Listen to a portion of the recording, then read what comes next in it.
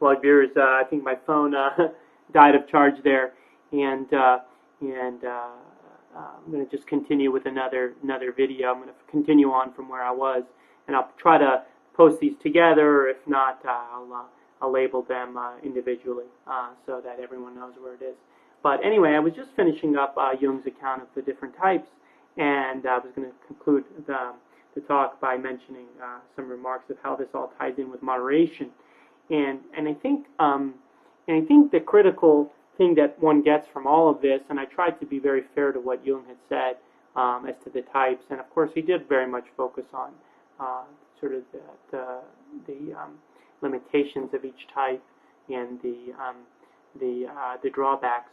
But this sort of psychological account of different human personality types critically shows that moderation is a very important virtue in life, very important. Moderation, in this sense, should be understood as preventing one from sliding into the bad aspects of each of these different types, the clearly bad aspects of each of these types unknowingly. And moderation is sort of prevents, gets us out of these. If we find ourselves within one of these types and the bad aspects of one of these types, moderation would be a virtue that would allow us to get out of it. And because there's clearly, each type, as we saw, had some major drawbacks. None of these types was perfect, and of course, just as no human being is perfect. But the drawbacks of each type were not in any way, sort of little drawbacks, small drawbacks. These were really things that can really hurt a human life. Even if you're starting with the extrovert who sort of loses himself and sort of in the milieu he's in, rises and falls with whatever environment he's in, sort of totally at the whim of whatever external environment he's mimicking. That's not a good way to live your life, I don't think. And then to the introvert whose ideas become incredibly distant, incredibly subjective, unable to communicate any of those ideas to anyone else, failing to speak the language of people that he lives around, the society he's in, unable to convince anyone of his ideas or the justice of his ideas, in the end isolating himself from everyone, not connecting with people, not convincing them of his ideas. From the man, again, another introvert that sort of laughed and scorned, laughs at all the subjective dimensions of life. I think we talked about the extroverted thinking type who sort of had one ideal and then sort of used that ideal to sort of denigrate everything else and sort of trivialize everything else that he saw in life, trivialize everything that was not his own ideal. And that's not very conducive to human good either. So I think there's critically important drawbacks to almost every personality type that Jung talked about, and these are things that we should, if we're committed to human good, if we want to figure out, if we want to live our life with some sort of effort to improve and perfect ourselves and live the ideal life as best as we can, then we have to be very aware of these drawbacks in different personality types. Now, of course, Jung tells us, I think what point we made at the very beginning of this talk was people in general are one of these types, and they really can't force them to be another type. He talked about how if a parent or someone tries to force someone to be one type, over time that person will sort of have to, if they're going to be sane or if they're going to be a decent person, they're going to have to glide back to the type that they naturally are. In some sense, you can't force anyone to be another type, but of course, if every type has certain drawbacks, that's a problem, because if you're a certain type and that type has drawbacks, then you have to figure out how to deal with that. And so, how does that happen? How do you work on that? How do you sort of deal with the drawbacks of your type without fundamentally becoming a different type, I guess, is the question. And I think the answer there is that while you cannot become a different type, you can sort of modulate or try to, in some way, make some pretty gradual, small, but hopefully over time important changes that that eradicate sort of the negative aspects of your type. So moderation then here becomes understanding the type you are, understanding clearly the type you are, recognizing the limitations and drawbacks of that type, and then working over time not to become a different type, because that's, I guess, very difficult and probably impossible, but at least sort of changing and modulating a little bit on that type, modulating just as a sort of making small corrections back to a better position of that type. So, for example, you could have like an extrovert. The extrovert would in some way modulate his dependence on the external environment. He would sort of develop sort of an internal life more than he was. He would sort of develop internal values to a greater extent. He would cultivate his mental freedom from sort of the general dominant values of society to some degree. Not entirely. He wouldn't lose his sort of extroversion, but he would develop it to some extent. He wouldn't give up on his sort of subjective impressions so as much as he has. And similarly, the introvert would try to understand a little better why everyone is acting the way they are. He wouldn't be so dismissive of views and ideals that are different from his. He would try to communicate his ideas to other people more rationally, more pragmatically. He would, or the sensation type, for example, would understand why he would try to understand better why he's getting so much joy in certain sensations and try to minimize the effect that's having on different aspects of his life.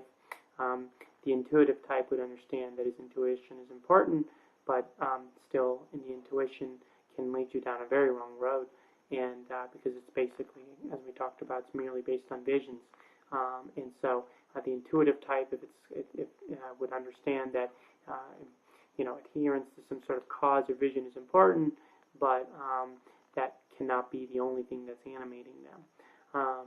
So, with each of these types, there would be slight alterations made, slight, small, but gradual and perhaps over time important alterations made in the person that fundamentally minimize the effect of the drawback of whatever type they are. And so, in this sense, moderation becomes sort of a fine-tuning of the personality. Personality doesn't become gutted. A person doesn't become totally a different type, but makes the appropriate modulations, important small changes. Clear that it's important here that you never let down your guard. That over many years you can get inklings from people as to what whatever drawback of the personality type you are and you're veering toward. So if you've got an inkling that you haven't developed the subjective side of you enough, then you should work on that. Or if you haven't developed your rational side enough, you should work on that.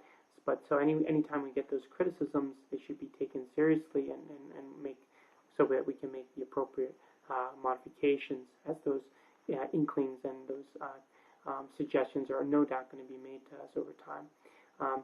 And so I guess the last thing I want to say is that moderation is sometimes viewed as something that is easy.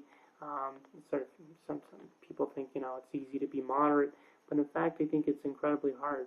I think self-deception prevents people from seeing, or a lot of people from seeing, that they're very far from a moderate state because of their personality type, and they're very blind to sort of the big drawbacks of their personality type. And it's very difficult first to understand that type that you are, and then to try to actually figure out the limitations of that type, and then figure out in what ways you are actually displaying that in your behavior. So these are all very difficult things to do, and again, of course, it's hard to fundamentally become a different type. So moderation, in this sense, becomes very rather difficult, and I think a great achievement over time if you can sort of stick to or find your type, figure out what type you are, figure out what type of the people that you care about are, and suggest the appropriate modifications on the drawbacks. moderation, again, shouldn't be trivialized in any way, but should be viewed as sort of a great accomplishment if someone can achieve a moderate existence. It reminds me of one of Pascal's statements in his Penses, where he said that moderation or the greatness of humanity doesn't consist of leaving the moderate state, but in fact it consists of staying in a moderate state. The great human doesn't try to avoid and fly from sort of a mean state, but he tries to sort of stay in it as much as he can. And of course, understanding that idea in the right sense, I think probably has probably explains a lot of what we've talked about today in Jung. Every type sort of left the mean in some sense, flew from the mean, and where it would have been better off sort of sticking to the mean. In a very ironic way, sticking to the mean is so difficult that in effect it becomes almost a Herculean perfect task and almost a part of what an ideal life is. In a very strange way, the ideal life becomes the moderate life, and the moderate life is one that's actually quite difficult to attain and quite difficult to stably remain in because of from the perspective we're getting now, the psychological account stresses that the different personality types are so have such ingrained negative tendencies that they can quickly take over and wreck things up. So moderation is rather difficult. And so I guess the last thing I'd want to say is the importance. We can see here, I guess, an idea that we had talked about earlier, but I think is becoming clearer. But the importance of surrounding oneself with people that are not one's type is rather important, because if you are a certain type, personality type, and you have that has certain negative characteristics, negative tendencies, then if you're surrounding yourself with people that are not like you in some sense, some of those other some of those bad aspects can be mitigated, because obviously they're able to see it more, and people instinctively have this way of rubbing off on each other. I think people develop in the context of the environments they're in and the values that they're around. And I think that if you surround yourself with people that are not like you, are fundamentally different personality types, I think while it's probably something that's challenging at first, it's probably going to be quite good for you, because you will probably try to over time sort of the negative aspects of your personality that are just there in your type will probably get blended out by being around people that don't exhibit that at all, and because you are developing with them together. So those are some thoughts, and talk to you soon. Bye bye.